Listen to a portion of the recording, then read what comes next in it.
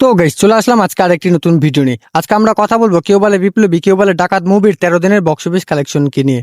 তার আগে একটা কথা পরিষ্কার করে বলতেই হয়, আমি আমার চরম শত্রুকে বিশ্বাস করব, কিন্তু এসবিএফ কে কোনোদিনও বিশ্বাস করব না।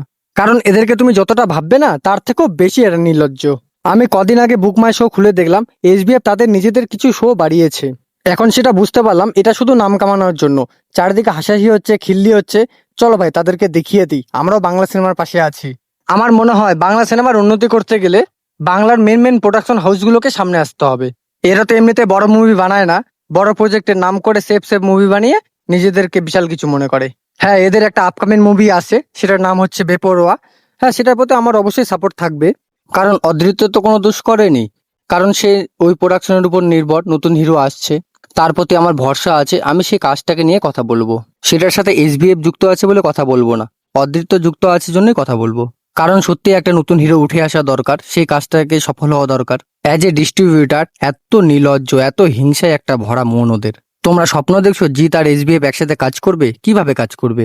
এসভিএফ এ যে কটা হলে আগে মুক্তি পেয়েছিল, কে বলে বিপ্লবী কে বলে ডাকাত, আওড়া পান টু বাটোয়ারা, আওড়া পান টু বাটোয়ারা, সেরকম ভিড় করতে পারেনি, সেরকম লোকজনও হচ্ছে না। আর কেউ বলে বিপ্লবী কেউ বলে ডাকাত আমি দেখছি প্রায় দিনই হাউসফুল যাচ্ছে, প্রতিদিনই হাউসফুল যাচ্ছে। এইদিকে আওড়া পান টু এবং বাটোয়ারা এদের শো কমালো না। কেউ বলে বিপ্লবী কেউ বলে ডাকাতের একটা করে শো দিয়েছে, সেগুলোও বাড়ায়নি। কিন্তু কালকে যে টক্সিক রিলিজ করেছে, তোমরা জানো টক্সিকের ভিড়ে কেউ বলে বিপ্লবী কেউ বলে ডাকাত যে ভালো চলেছে।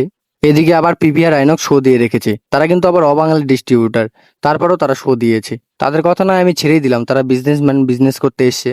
কারণ তারা কম শো দিলেও আমার অতটা মনে হয় না, আমার অতটা গায়ে লাগে না, কারণ তাদের কাছ থেকে ওটাই আশা করা যায়। আর একজন বাঙালি ডিস্ট্রিবিউটার বাংলার খেয়ে পড়ে বেঁচে আছে, শো বাড়ানো তো দূরের কথা, শো আরো হাঁটিয়ে দিল। তারা টক্সিককে 10-12টা করে শো দিয়ে দিল, আর কেউ বলে বিপ্লবী কেউ বলে ডাকাতকে 1-2টো করে শো দিতে পারলো না। তাহলে তোমরা ভাবো এরা কি পরিমাণ বদমাস, কি পরিমাণ ছেচুর। একই কথা আমি এসএসআর সিনেমাসের ক্ষেত্রেও বলবো, কিন্তু তারা মনে হয় 1-2টো করে শো ধরে রেখেছে। প্রথম দিকে 2-1টা করে শো রেখেছিল, কম রেখেছিল, কিন্তু তারপরেও এখনো তারা 2-1টা করে শো রেখেছে। কিন্তু এসবিএফ এটা কি করলো? এখানে প্রতিদিন ভোরে ভোরে লোক আসছে, আজকেও কি রেসপন্স সারাদিনে। তারপরেও একটা শো দেওয়ার জায়গা হলো না, ইচ্ছা করে দেয়নি। এরা চাইলেই টক্সিককে 6-7টা শো দিতে পারতো, 1-2টো শো কেউ বলে বিপ্লবী কেউ বলে ডাকাতকে দিতে পারতো। আরে পিভিআর আইনক্সও তো তাই করেছে। অবাক হয়ে গেলাম দেখে। এমন নয় যে লোক হচ্ছে না, লোক যথেষ্ট হচ্ছে প্রতিদিন। তা সত্ত্বেও এই কাণ্ডটা ঘটানো হলো। আমি জানি কিছু হেটার্স আসবে, তারা বলবে শো চলছে না প্রতিদিন, সেই জন্য কেউ বলে বিপ্লবী কেউ বলে ডাকাতকে সরিয়ে দিল। তাহলে ভাই পিভিআর আইনক্স কি ব্যবসা বুঝে না? পিভিআর আইনক্স তো এসবিআর এর বাপ, তারা ইন্টারন্যাশনাল ডিস্ট্রিবিউটার, তারা কি এমনি এমনি রেখে দিল? তারা দেখছেন ভিড় হচ্ছে নিশ্চয়ই, সেই জন্য রেখে দিয়েছে। আর এদের এত হিংসুটে মনোভাব, এই যে সিনেমাটা ভালো চলছে এদের ফেটে গেছে বোঝা যাচ্ছে। কি ধরনের নির্লজ্জ একবার ভাবো, কি ধরনের ঢ্যামনামিগুলো করছে এরা ভাবো, কি ধরনের শিয়ানাগিরি এগুলো ভাবো।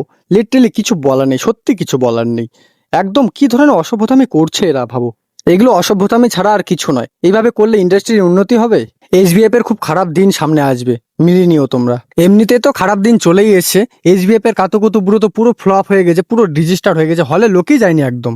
অহংকার পতনের কারণ। তো গাইস এসবিএফ কে নিয়ে আর বলার কিছু নেই, তোমরা ভালো মতোই জানো যে এসবিএফ কেমন বা কেমন প্রোডাকশন হাউস। তো যাই হোক, এখন কথা হলো এই মুভিটা তার 13 দিনে এসে কত টাকা বক্স অফিস কালেকশন করলো। এই মুভিটা বক্স অফিস কালেকশন করেছে 14 লক্ষ টাকা, এবং এই মুভিটা total gross box office collection করেছে 3,56,00,000 টাকা। তো গাইস এই মুভির বক্স অফিস কালেকশন নিয়ে আপনাদের কি মতামত অবশ্যই নিচের কমেন্টে জানাবেন। আর এসবিএফ যদি এইভাবেই করতে থাকে তাহলে বাংলা ইন্ডাস্ট্রি আরো রসাতলে যাবে। আর ভিডিওটা ভালো লাগলে প্লিজ ভিডিওতে একটি লাইক করবেন, বন্ধুদের সাথে শেয়ার করবেন এবং চ্যানেলটি সাবস্ক্রাইব করে পাশে থাকবেন। তো আজকের মতো এই পর্যন্তই, আপনারা ভালো থাকুন, সুস্থ থাকুন, দেখা হবে নেক্সট ভিডিওতে। ধন্যবাদ।